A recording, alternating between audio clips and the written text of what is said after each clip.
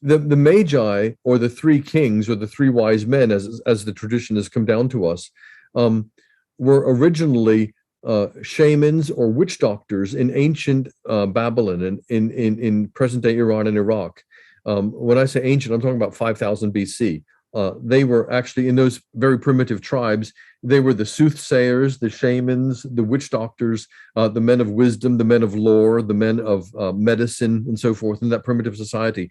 They eventually became a kind of caste of specialized wise men, the masters of knowledge, the masters of tradition, the masters of the myth, the masters of the medicine, the masters of interpreting dreams. They were astrologers. They read the heavens and tried to foretell the future.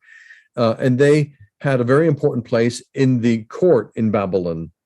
In the Old Testament book of Daniel, for instance, Daniel is portrayed as one of the Magi, one of the wise men in the courts of Babylon, because he could interpret dreams. And these Magi became a very influential part of the Babylonian culture. Eventually, which in details I explain in the book, they were persecuted and they fled from Babylon, and they migrated to various other parts of the ancient world and the ancient Middle East. So by the time of Matthew's writing, just after the life of Jesus, Magi was a generalized term for any courtier, any sort of steward in the household of the king who was responsible for keeping the archives, for keeping the prophecies, for keeping the wisdom, for keeping the old lore alive, for maintaining the religion, for interpreting dreams, reading the stars, foretelling the future. Every court in the ancient world had these wise men and priests who were the religious men, the wise men to interpret the future. And in my book, I explain how the wise men, the Magi, in the court of the Nabatean king in Western Arabia, were the ones who were astrologers and astronomers who could tell from the signs in the heavens that a newborn king of the Jews had been born. And they're the ones who then traveled, I believe, at the behest of the king of the Nabateans to King Herod to look for this new king. And they would be followers of the Old Testament, all of the Magi? The Magi would have been aware of the prophecies of the Old Testament. They would have understood the prophecies, especially of Isaiah, pointing to the Messiah, but they would also have been aware of the prophecies from Persia and from the rest of the ancient world about this new leader or king that was going to arise from Judea. And those prophecies from, say, Persia are not in the Old Testament; they're in something else. No, they would be in the writings of the Assyrians and the Babylonians. And what did it mean for them? A Messiah. Well, again, the prophecies are always worded in an ambiguous and in a vague way. It's difficult to interpret them properly. But the Magi, I believe, understood the prophecies from these various different cultures as well as the Jewish culture. And when they read the signs in the heavens, they believed that this newborn king of the Jews had arrived. Mm-hmm. And so you believe the story is correct, that they visited the baby Jesus. Yes. And they were directed through astronomy. Yeah, the typical legend that we have today is that they were from a faraway land, probably India or China or Persia, and they followed a magical star across the desert sands on their camels on a long, long journey to find this baby Jesus. In fact, that element of the story isn't in Matthew's gospel at all. That element of the story was added mostly in the 3rd and 4th century, as there were various apocryphal gospels, extra gospels written about the wise men and about various other aspects of Jesus' life. And in some of those really bizarre and outlandish stories, there is this really highly magical element in which, for instance, these eccentric and bizarre visitors from a foreign land, from a faraway land, see a burning baby that's floating in the sky and leads them like a star across the desert sands and provides miracles for them every step of the journey. It's a very extravagant and highly embroidered and highly fantastical tale which has been written. And these were written in the 3rd and 4th centuries about the Magi and about the stories about Jesus' birth, which have nothing to do with Matthew's gospel. They're embroideries and elaborations on the story. Mm-hmm. So instead, or nonetheless, I mean, what caused them to think that Jesus was special to cause them to go visit him?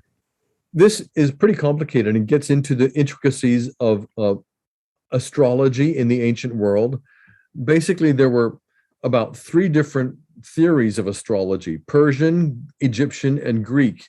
And these were ways that the wise men from the different cultures would study the movements of the planets, study the stars, and through various symbolic readings, which we understand, for instance, with the horoscope, and so forth, different signs in the heavens, you can foretell the future, or so they thought.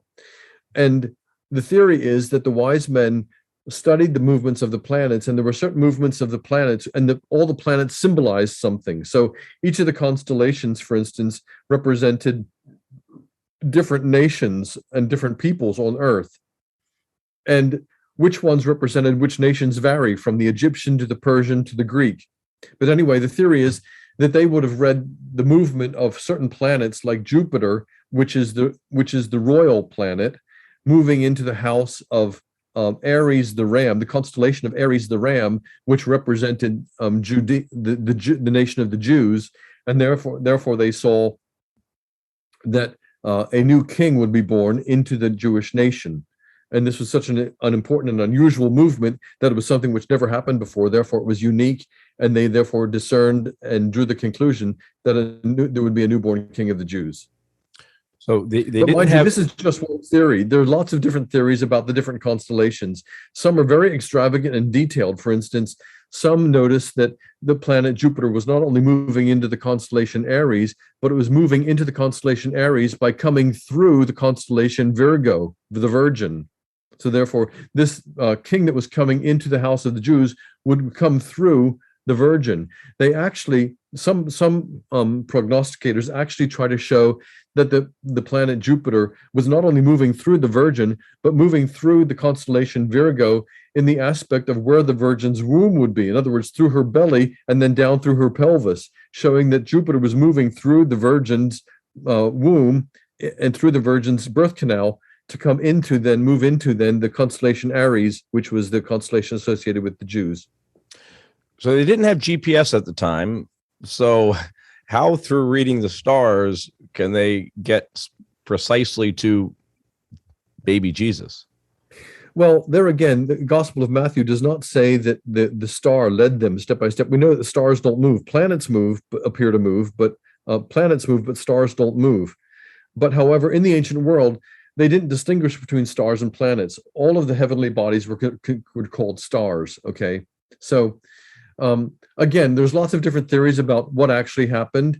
The one which seems most convincing to me is that they saw this planet moving, and it says the star rested over the place where the young child was. And there is a certain movement within astronomy which is called precession, where a planet moves, but in relationship with the movement of the Earth, it seems to actually stop and move backwards because it's in conjunction with the movement of the Earth. And the people who study these things say that this planet, the wise men perceived that the planet moved and then stopped over Bethlehem, and that's how they knew that that's where the child would be born. And at the end of the day, what is important about these Magi, wise men, kings visiting the baby Jesus? Why is it important? Well, it's important, in my opinion, because of the legends that grew up about the wise men, the magical star coming from far, far away lands. I mean, some of the stories were so extravagant and so fantastical, but these are the stories from the 3rd and 4th century, 300 or 400 years after Jesus is born, which have actually come into the Western tradition. In other words, they came into the Western tradition of the Greek church and the Roman church, and then into Western Europe and into our civilization today. So we now accept the pictures of wise men on camels making a long trip across the desert sands following a magical star. That's not in Matthew's gospel. That was added 300 or 400 years later. And because of that, a lot of modern people say, oh yeah, that story about the three kings and their wonderful gifts and following the magical star, that's all fairy tale. That was just added a lot later. There's no historical basis to it. And in my book, I'm trying to say, no, actually, when you look at Matthew's gospel itself and look at the politics and the geography and the economics and what's going on in the ancient Middle East at that time, it's a very credible story that these wise men could very well have made a trip to visit this child they considered to be the newborn king of the Jews.